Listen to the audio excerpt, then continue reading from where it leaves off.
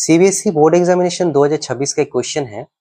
हम लोग के पास दो स्फीयर है जिसका रेडियस r1 है और r2 है। r2 का वैल्यू r1 से ज्यादा है। इसमें चार्ज q1 है, इसमें चार्ज q2 है।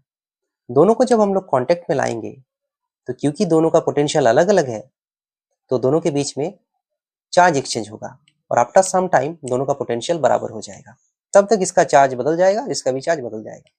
लेकिन कंजर्वेशन ऑफ चार्ज से हम लोग को पता चलता है कि सिस्टम में पहले जितना चार्ज था अभी उतना ही चार्ज रहेगा, यानी Q1 plus Q2 equals to Q1 dash plus Q2 dash.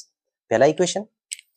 Next है कि दोनों का पोटेंशियल बराबर हो जाएगा, यानी V1 और V2 बराबर हो जाएगा।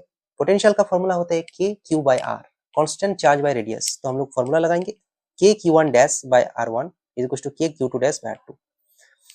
तो हम लोग के पास Q1 डैश का वैल्यू निकल के आएगा, Q1 dash equals to R1 by R2 into Q2 dash, equation number 2। ये दोनों इक्वेशन को अगर हम लोग सॉल्व कर लेंगे तो हम लोग के पास Q2 डैश का वैल्यू निकल के आएगा।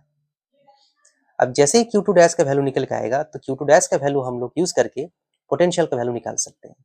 पोटेंशियल कौन सा? किसी का भी पोटेंशियल निकाल सकते हैं क्योंकि दोनों का पोटेंशियल बराबर होने वाला है। तो V2 is equals to KQ2 dash by R2। जैसे Q2 डैश का वैल्यू हम लोग डाल देंगे तो निकल के आएगा 1/4πε0 Q1 plus Q2 by R1 plus R2। तो यहाँ पे दिए गए जो ऑप्शंस है, the total charge of the two sphere is conserved, ये ऑप्शन करेक्ट है। Both sphere attain the same potential, ये ऑप्शन भी करेक्ट है।